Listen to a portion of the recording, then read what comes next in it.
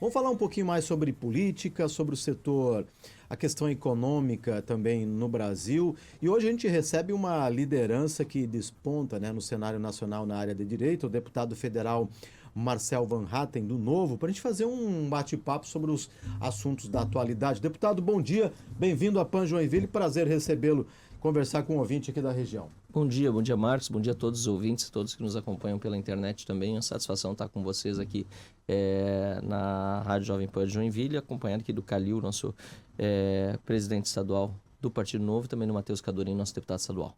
A agenda tá boa, né, deputado? Começa por Joinville, mas visita outras cidades aqui da região também, Tá né? boa, Jaraguá, Blumenau, Indaial, passar por Brusque, São José, e aí depois, em vez de voltar para o Rio Grande do Sul, vai acabar tendo que ir a Brasília também amanhã cedo, pegar um voo para resolver assuntos do estado lá. Compromissos que são prioritários nesse momento, nessa agenda aqui pela região. Sem dúvida. Aqui na nossa agenda a gente vai fazer, começando por Joinville, né? A nossa conversa vai ser com os candidatos locais. A gente está muito contente com o mandato do prefeito Adriano, que é um mandato exemplar para todo o Brasil. Todos os nossos candidatos a prefeito, a exemplo do nosso Camusato lá em Porto Alegre, citam a administração do Adriano como uma administração modelo, né? Uma administração não apenas premiado, que é muito importante pelo reconhecimento externo, mas principalmente apoiada pela população por meio das pesquisas de satisfação que foram sendo feitas ao longo do mandato e de avaliação de como o Adriano e a Rejane têm lidado com os problemas aqui do município. Então, a gente começa por aqui, conversando também com os nossos candidatos, mobilizando todos para essa eleição, porque é importante que nós tenhamos uma bancada de vereadores ainda maior do que aquela hoje já expressiva na Câmara aqui de Joinville. Depois a gente passa pelos demais municípios com essas mesmas intenções, né, de conversar com os nossos candidatos, de falar com o eleitor local e de demonstrar para o país o que Santa Catarina tem de bom a oferecer, porque como meu mandato também é um mandato federal, a gente faz bastante postagem, repercussão na rede social, e Santa Catarina tem sido para nós do Novo também um modelo para todo o Brasil. Falando em Brasil, deputado, queria conversar com o senhor um pouquinho aí sobre essa questão que tramita lá no Senado, pedido de impeachment, né, contra o ministro do STF, Alexandre de Moraes. Como é que o senhor avalia toda essa movimentação do pedido do impeachment nesse momento? Esse pedido de impeachment, na verdade, ele veio, eu não vou dizer tarde, porque nunca é tarde para fazer justiça, mas ele já deveria ter sido encaminhado há muito tempo, e já há outros pedidos de impeachment na mesa do presidente do Senado, Rodrigo Pacheco. No entanto, não foram analisados até o momento por uma falta justamente de apoio político dos senadores. É preciso ter 41 senadores para afastar o ministro do Supremo Tribunal Federal no primeiro momento, quando aberto o processo de impeachment, e 54 depois para cassá-lo. Agora nós estamos percebendo que finalmente há uma maioria se formando a favor desse impeachment. Há já 36 senadores no site Votos Senadores, votos no plural, senadores.com.br, que abertamente declararam seu apoio ao impeachment de Alexandre de Moraes. E teve que vir à tona uma série, ou tiveram que vir à tona uma série de fatos envolvendo o ministro Alexandre de Moraes, revelados pelo jornalista Glenn Greenwald e também pelo Fábio Serapião, da Folha de São Paulo, mostrando mensagens trocadas pelos seus assessores a comprovar que o que foi feito, na verdade, é aquilo que eu sempre vinha denunciando, uma perseguição política determinada a atingir um determinado grupo de opinião e não um cumprimento restrito da Constituição e da lei, muito antes pelo contrário. Então, o que nós vemos hoje no Brasil é que o Lula, que voltou à presidência da República também por força e por obra do próprio Supremo Tribunal Federal e do Tribunal Superior Eleitoral, que desequilibraram o pleito em favor da candidatura do petista, que devia, sempre digo, estar na cadeia cumprindo pena pelos crimes que cometeu, ele só tem governabilidade hoje, e ainda assim muito medianamente, por causa do 8 de janeiro, que foi uma verdadeira de uma farsa. Nós tivemos pessoas revoltadas com o fato do Lula ter subido a rampa poucos dias antes, pessoas que foram protestar.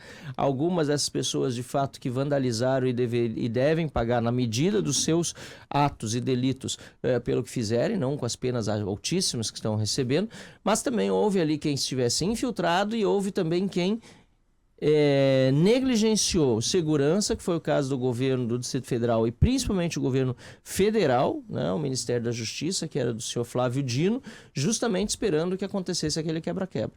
O fato de acontecer aquilo foi o que está ainda permitindo uma certa governabilidade ao Lula, porque se não fosse aquela farsa, as pessoas não teriam medo de se pronunciar, não teriam medo de ir para a rua, como infelizmente aconteceu nesse último ano e meio, e nós já teríamos, na minha opinião, o impeachment do Lula, porque o governo dele é muito fraco politicamente e já cometeu crimes em série no que diz respeito aos crimes de responsabilidade. Então agora o que a gente está fazendo é voltando à rua, pouco a pouco, mas já com um contingente muito grande, como a gente viu no último dia 7 de setembro. No próximo dia 29 eu estarei em Belo Horizonte, na Praça Liberdade, nós vamos protestar contra o Rodrigo Pacheco, no seu domicílio eleitoral, né, na capital de Minas Gerais, e eu tenho visto que essa ampliação do público que vai às ruas agora tem sido fundamental também para questionar o próprio fato de Lula hoje ser presidente da República, um lugar em que ele não deveria ter, um lugar ao qual ele não deveria ter voltado. Deputado, reforma tributária, esse texto que está aprovado aí em fase de regulamentação, enfim, qual é a análise que o senhor faz? Precisa rever alguns pontos ou está bom assim? É uma tristeza que uma reforma tributária que deveria ter sido utilizada para o bem da população brasileira, em especial dos empreendedores, tenha sido tão deturpada e, mais uma vez, para aumentar a carga e não para simplificar o processo de arrecadação de impostos. Claro que não posso fazer tábula rasa, existe uma série de elementos dentro da reforma tributária que vão descomplicar a vida de quem trabalha. Hoje nós já vivemos num sistema tributário que é o mais complexo do mundo. A gente costuma dizer isso de várias coisas no Brasil. O Brasil tem o pior índice nessa área ou nesse setor do mundo. E muitas vezes a gente está usando de hipérbole, né? A gente está exagerando. Não é o caso. A reforma tributária brasileira, ou melhor, o sistema tributário brasileiro hoje faz do Brasil o país no mundo em que mais horas se leva para preencher a papelada que um empreendedor, um empresário deve ao fisco. Quem começa uma empresa, mesmo individual, dificilmente faz sem contratar um contador. Em países desenvolvidos, em países que têm padrão OCDE, o cidadão ele abre sua empresa e não precisa ir atrás do contador. Com todo o respeito que eu tenho à profissão, os próprios contadores sabem da complexidade, querem menos complexidade também, né? O cidadão ele pode fazer tudo sozinho, né?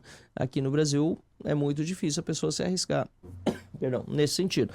Então, nós vamos ter um ganho, sim, com uma simplificação, que era a base do texto da reforma tributária, né?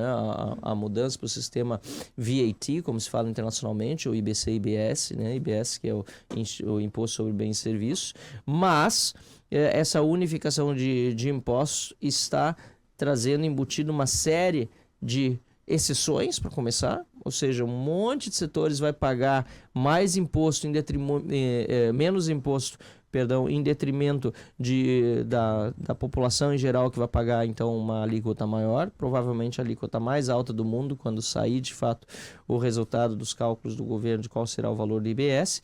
E nós temos uma centralização de dinheiro muito grande em Brasília, maior do que já era antes, com um conselho federativo a decidir para onde vai o dinheiro dos impostos. Então, para Santa Catarina em especial, obviamente também para o meu Rio Grande do Sul, é muito ruim nós falarmos outra vez em centralização de recursos, quando o nosso discurso sempre foi, né, menos dinheiro em Brasília, mais dinheiro onde o cidadão mora e de onde não deveria ter saído. Nós temos que continuar trabalhando com a nossa oposição. A gente conseguiu evitar uma série de retrocessos, mas a forma também como a tramitação tem se dado na Câmara dos Deputados, em especial como o Arthur Lira, presidente da Câmara, faz a pauta dos projetos, é muito danosa e dá pouca margem para que a gente possa se envolver, porque os projetos aparecem da noite para o dia, vão para o plenário e a gente não consegue se envolver como gostaria, infelizmente. O senhor comentou sobre o nosso estado vizinho, né? O estado do Rio Grande do Sul. A gente tem acompanhado o drama da economia dos gaúchos recentemente. Como é que está o Rio Grande do Sul, hein, deputado? Falta muito para voltar ao seu estado natural antes do desastre? Como é que está a questão da recuperação? Bom, Marcos, eu quero primeiro, e antes de mais nada, agradecer a solidariedade do povo catarinense com o Rio Grande do Sul. A tua solidariedade também, Marcos. A gente sabe o tanto que vocês aqui na Jovem Pan, a turma toda ajudou no período a buscar doações, a ajudar a encaminhá-las também para o Rio Grande do Sul, a fiscalizar o que está acontecendo. não foram apenas palavras, né, que são fundamentais nesse momento, né, elas acalentam o coração, é importante a gente se sentir abraçado, mas foram também as ações. Então, obrigado ao povo catarinense, nós nos sentimos mais do que abraçados aqui por Santa Catarina, o estado, obviamente, por ser lindeiro, vizinho, né, que talvez mais a gente poderia esperar uma ajuda, e com certeza foi o que mais ajudou, não nos faltou. Então, muito obrigado por isso, e nesse momento a nossa preocupação é que tudo o que aconteceu no Rio Grande do Sul esteja já no esquecimento no resto do Brasil. Para os catarinenses talvez um pouco menos, porque a gente é muito próximo, mas em Brasília, assim, a gente já teve algumas reuniões lá, por exemplo, com Lira, com Pacheco, antes do recesso ainda, ou seja, estou falando no mês de julho, nós já estamos em setembro, em que disseram para nós, achamos que a situação no Rio Grande do Sul estava encaminhada. E isso é um problema muito grande, porque nós não estamos com a situação encaminhada, muito antes pelo contrário. Ontem ainda tivemos uma reunião importante ao meio-dia com o setor do agro gaúcho. Os nossos agricultores precisam de crédito para plantar, e para ter crédito para plantar, eles precisam ter linhas especiais do governo, inclusive, que permitam que possam adquirir esses recursos dos bancos sem apresentação das garantias que regularmente são pedidas, porque quem perdeu tudo vai apresentar o que em garantia, Marcos? Sabe, é muito difícil.